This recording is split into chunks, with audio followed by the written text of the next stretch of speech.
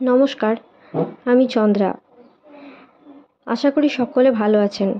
আমার এই গল্প পাঠে মৌ চ্যানেলটিতে আরও অনেক উপন্যাস ও গল্প রয়েছে, সেগুলো শোনার জন্য আপনাদের কাছেও অনুরোধ রইল। আপনাদের একান্ত সাহায্য ছাড়া আমার এই চ্যানেলটিকে এগিয়ে নিয়ে যাওয়া প্রায় অসম্ভব। তাই চ্যানেলটি যদি আপনাদের ভালো লেগে থাকে তাহলে অবশ্যই লাইক, শেয়ার ও সাবস্ক্রাইব করে পাশে থাকবেন এবং আপনাদের মূল্যবান মতামত অবশ্যই কমেন্টের মাধ্যমে জানাবেন। আজকে পাঠ করছি শ্রদ্ধেয় বিভূতিভূষণ বন্দ্যোপাধ্যায়ের পথের পাঁচালী উপন্যাসের আমাটি ভেপুর পরবর্তী পর্ব ও ক্রূর সংবাদ। শুরু করছি। পরের বাড়ি নিতান্ত পরাধীন অবস্থায় চোরের মতো থাকা সর্বজয়ার জীবনে এই প্রথম।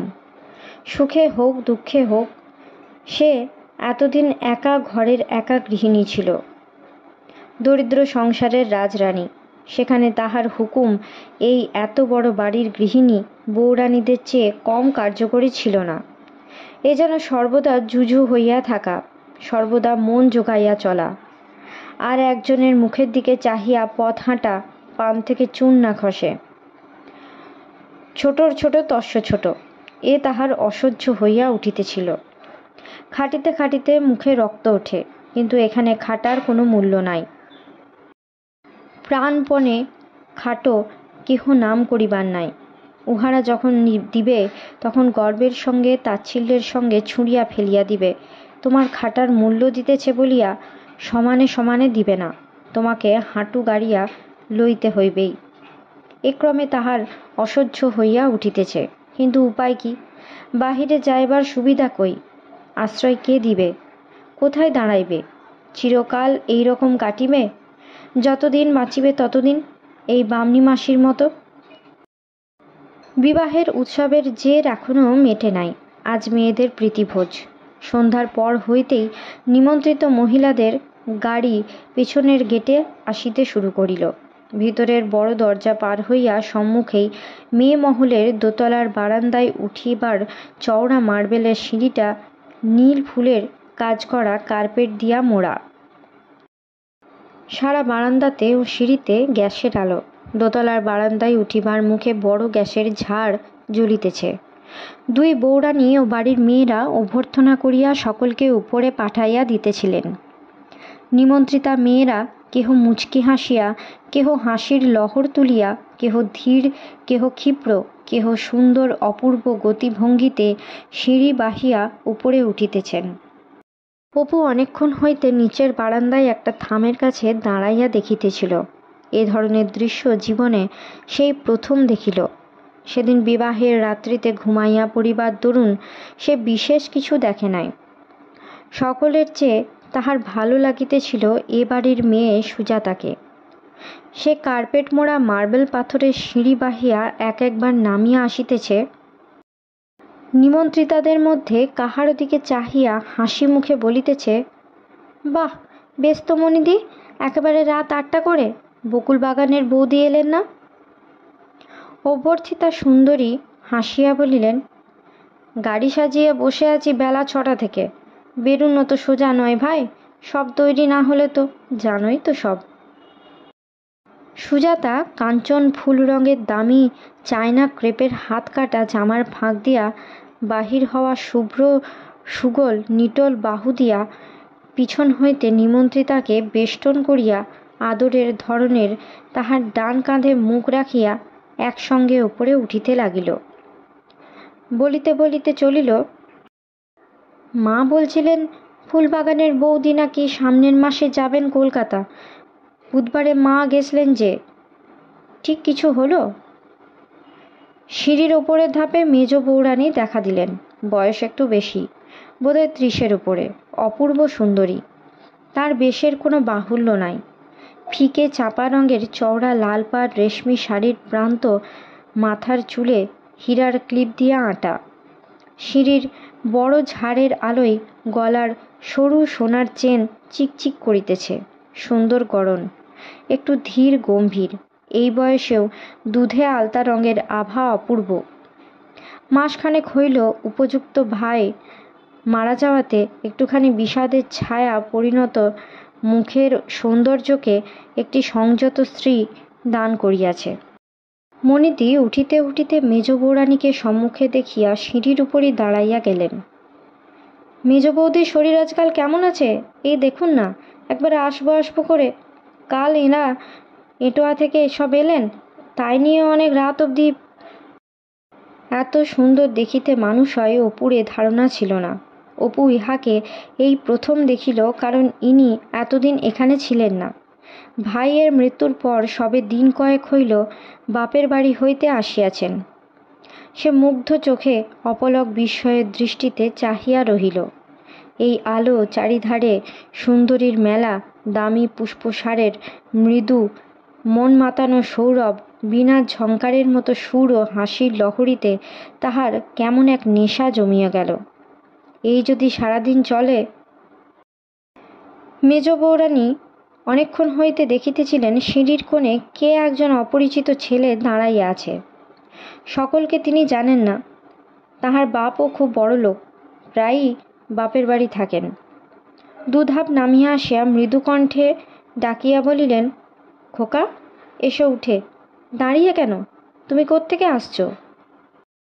অপু অন্যদিকে চাহিয়া অন্য একদল আগন্তুককে লক্ষ্য করিতেছিল। হঠাৎ ফিরিয়া চাহিয়া তাহাকেই মেজ বৌরানী ডাকিতেছেন দেখিয়া প্রথমটা বিস্মিত হইল, যেন বিশ্বাস করিতে পারিল না। পরে রাজ্যের লজ্জা আসিয়া জুটিতেই সে উপরে উঠিয়া যাইবে কি ছুটিয়া পালাইবে ভাবিতেছে। এমন সময় মেজ বৌরানী নিজেই নামিয়া আসিলেন। কাছে আসিয়া বলিলেন, কোত্থেকে আসছো খোকা?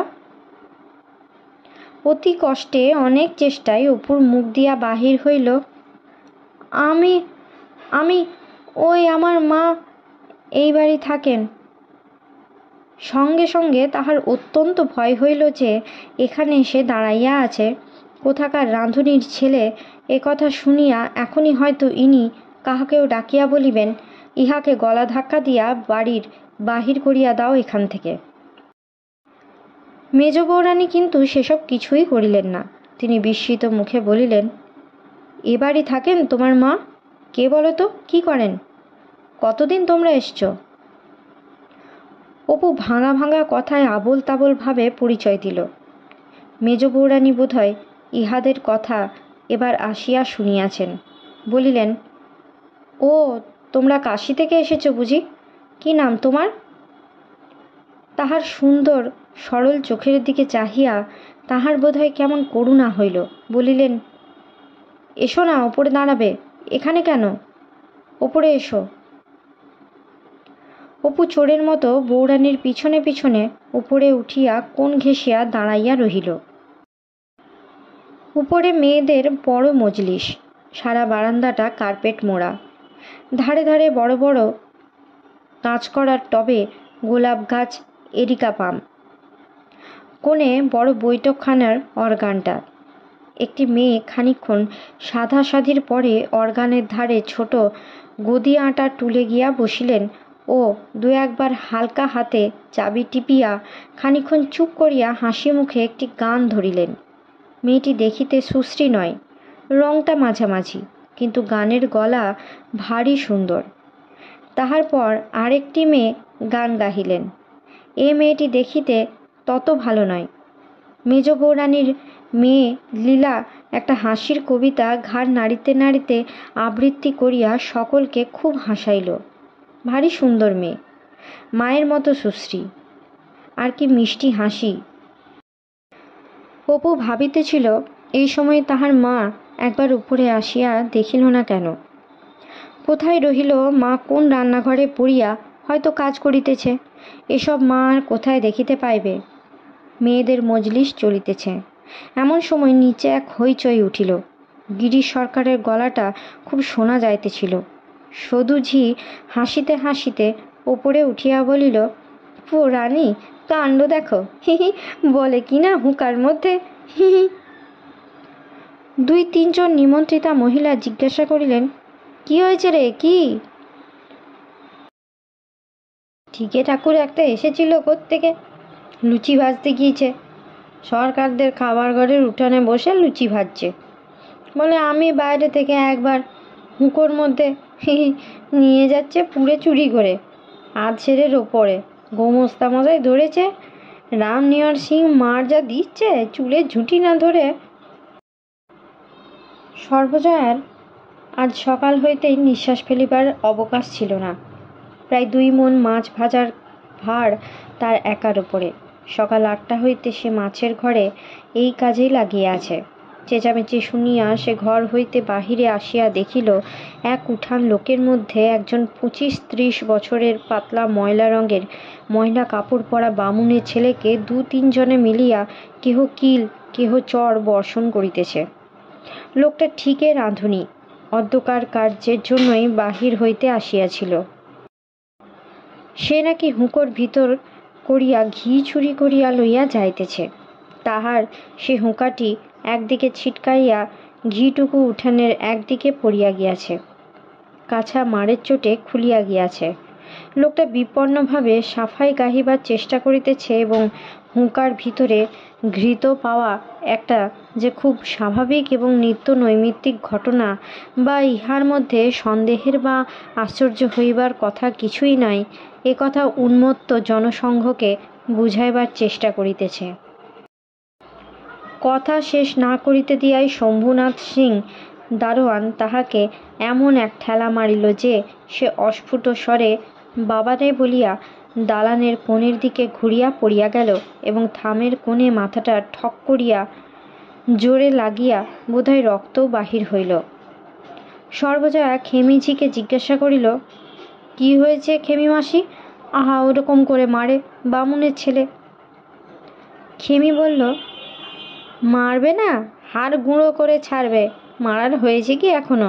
পুলিশে দেবে, বাঘের ঘরে খোগের বাসা। খেমিঝির মুখের কথা মুখেই রহিয়া গেল।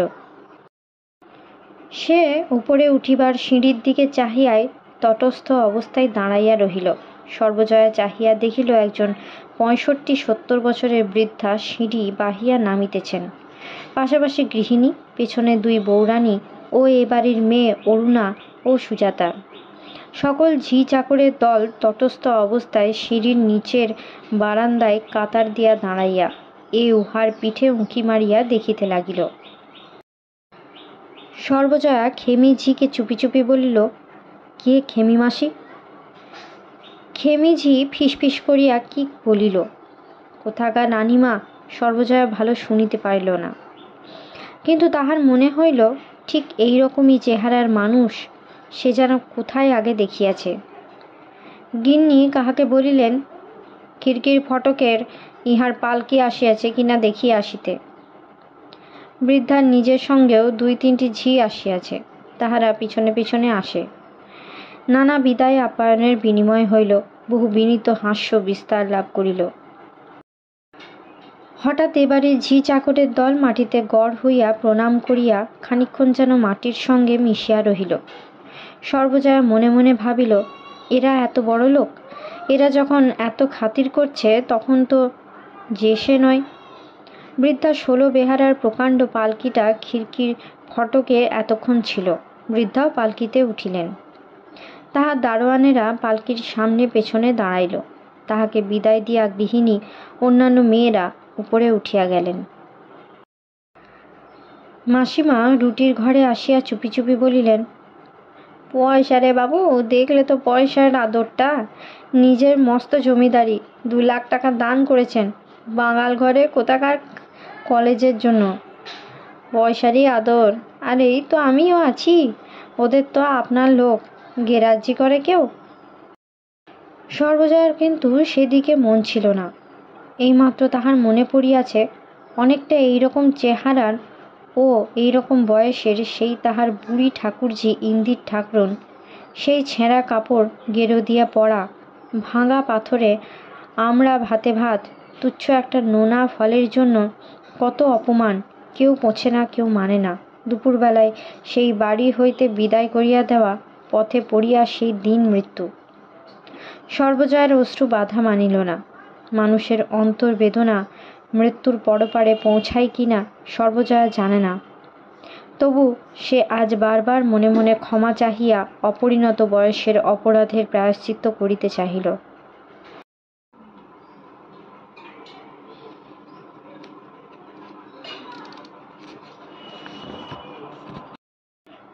কয়েকদিন পরে অপু দালান দিয়া যাইতেছে। উপরের সিঁড়ি বাহিয়া মেজ বৌরানীর মেয়ে লীলা নামিতেছিল। তাহাকে দেখিতে পাইয়া বলিল, দাঁড়াও না, তোমার নাম কি? অপু নাকি? অপু বলিল, অপু বলে ডাকে, ভালো নাম, শ্রী অপূর্ব কুমার রায়। সে একটু অবাক হইল। এবারে ছেলেমেয়েরা কখনো ডাকিয়া তাহার সঙ্গে কথা কহে নাই। লীলা কাছে আসিয়া দাঁড়াইল। কি সুন্দর মুখ! রানুদি, অতসীদি, অমলাদি সকলেই দেখিতে ভালো বটে, কিন্তু তখন সে তাহাদের চেয়ে ভালো কাহাকেও দেখে নাই। এ বাড়ি আসিয়া পর্যন্ত তাহার পূর্বেকার ধারণা একেবারে বদলাইয়া গিয়াছে। বিশেষ করিয়া মেজ বৌরানীর মতো সুন্দর কোনো মেয়ের কল্পনাও সে করে নাই। লীলাও মায়ের মতোই সুন্দরী। সেদিন যখন লীলা মেয়ের মজলিসে হাসির কবিতা বলিতেছিল, তখন অপু এক দৃষ্টে তাহার মুখের দিকে চাহিয়াছিল। কবিতা সে ভালো শোনে নাই। লীলা বলিল, তোমরা কতদিন এসেছ আমাদের বাড়ি? সেবার এসে তো দেখিনি। আমরা ফাল্গুন মাসে এসেছি, এই ফাল্গুন মাসে। কোত্থেকে এসেছো তোমরা? কাশী থেকে। আমার বাবা সেইখানে মারা গেলেন কি না, তাই। অপুর যেন বিশ্বাস হইতেছিল না। সারা ঘটনাটা এখনো যেন অবাস্তব, অসম্ভব ঠেকিতেছিল। লীলা, মেজ বৌরানীর মেয়ে লীলা তাহাকে ডাকিয়া যাচিয়া তাহার সঙ্গে কথা কহিতেছে। খুশিতে তাহার সারা গা কেমন করিতে লাগিল। লীলা বলিল, চলো আমার পড়ার ঘরে গিয়ে বসি, মাস্টারমশাইয়ের আসবার সময় হয়েছে, এসো। অপু জিজ্ঞাসা করিল, আমি যাব? লীলা হাসিয়া বলিল, বারে, বলছি তো চলো, তুমি তো ভারী লাজুক, এসো। তুমি দেখনি আমার পড়ার ঘর? ওই পশ্চিমের দালানের কোণে। ঘর বেশি বড় নয়, কিন্তু বেশ সাজানো। একটা ছোট পাথরের টেবিলের দুপাশে দুখানা চামড়ার গদি আঁটা চেয়ার পাতা, একখানা বড় ছবিওয়ালা ক্যালেন্ডার, সবুজ 5 কড়ার খোলে একটা ছোট টাইম পিস ঘড়ি, একটা বই রাখিবার ছোট দেরাজ, 4-5খানা বাঁধানো ফটোগ্রাফ এ দেওয়ালে ও দেওয়ালে। লীলা একটা চামড়ার অ্যাটাচি কেস খুলিয়া বলিল, এই দেখো আমার জলছবি, মাস্টারমশাই কিনে দিয়েছেন। ভাগ শিখলে আরও দেবেন। জলছবি ওঠাতে জানো? অপু বলিল, তুমি ভাগ জানো না? তুমি জানো, ভাগ কষেছ? অপু তাচ্ছিল্যের সহিত ঠোঁট উল্টাইয়া বলিল, কবে? এই ভঙ্গিতে অপুর সুন্দর মুখ আরও ভারী সুন্দর দেখাইল। লীলা হাসিয়া উঠিয়া বলিল, তুমি বেশ মজার কথা বলতে পারো তো। পরে সে অপুর ঠোঁটের নিচে হাত দিয়া বলিল, এটা কি, তিল? বেশ দেখাই তো তোমার মুখে, তিলে বেশ মানিয়েছে। তোমার বয়স কত? 13? আমার 11। তোমার চেয়ে 2 বছরের ছোট। অপু বলিল, তুমি সেদিন মুখস্থ বলেছিলে, সে একটা হাসির ছড়া, বেশ লেগেছে আমার। তুমি জানো কবিতা?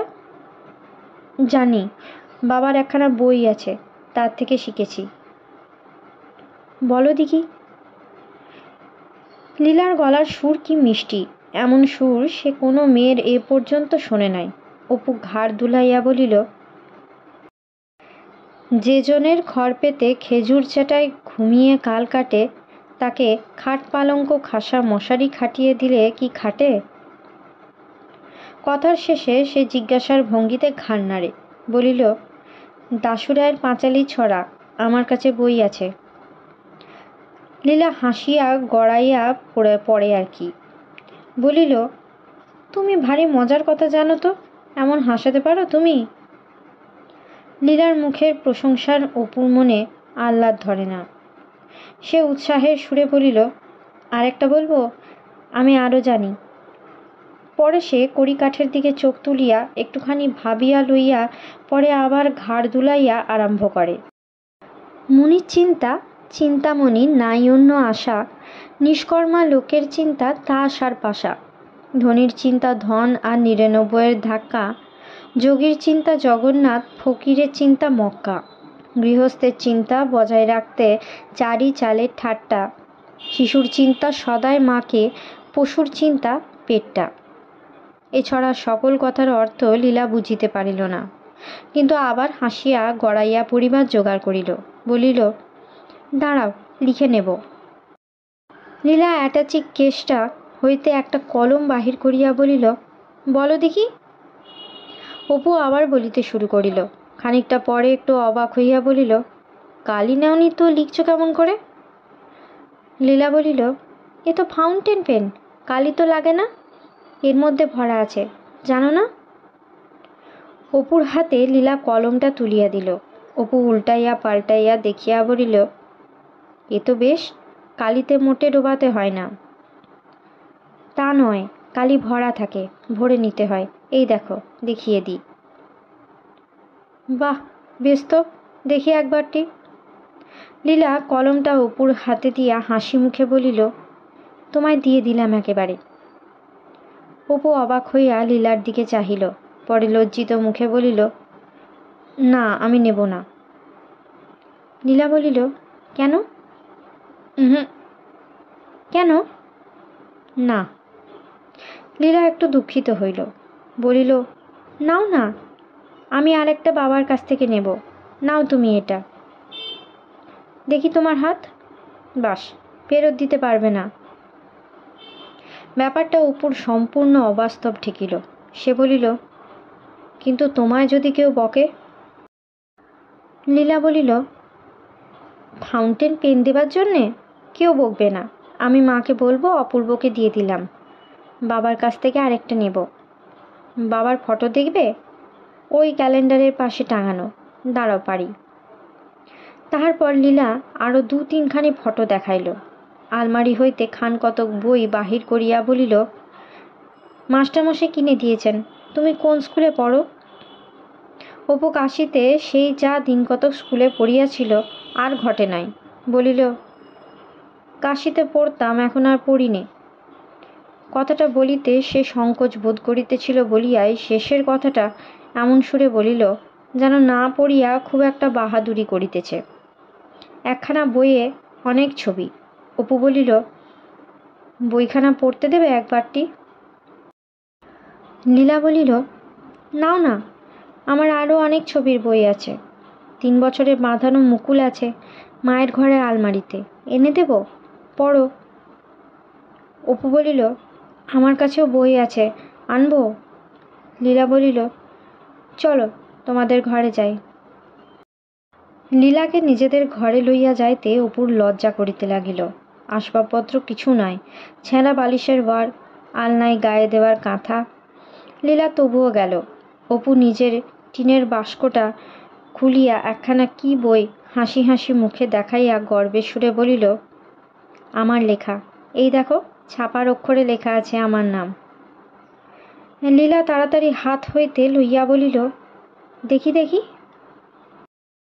সেই কাশীর স্কুলের ম্যাগাজিনখানা।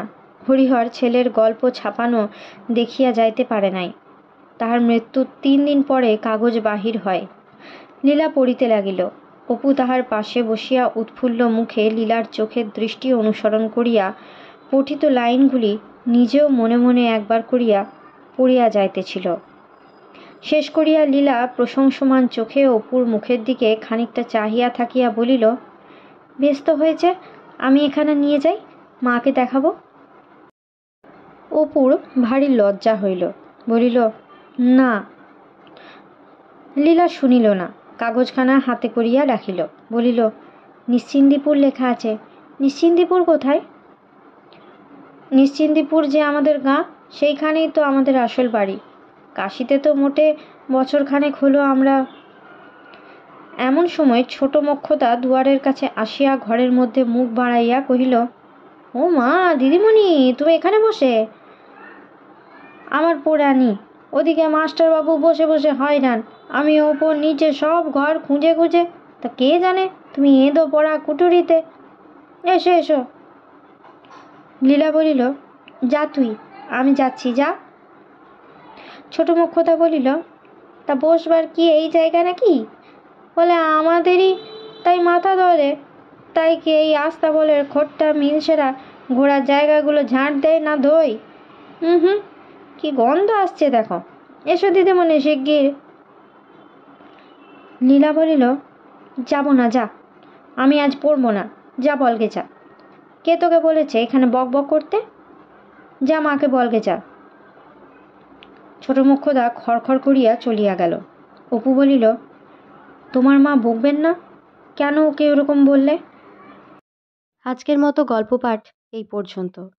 পরবর্তী অংশ নিয়ে আসবো পরবর্তী ভিডিওতে। সকলে ভালো থাকবেন, সুস্থ থাকবেন এবং পাশে থাকবেন। নমস্কার।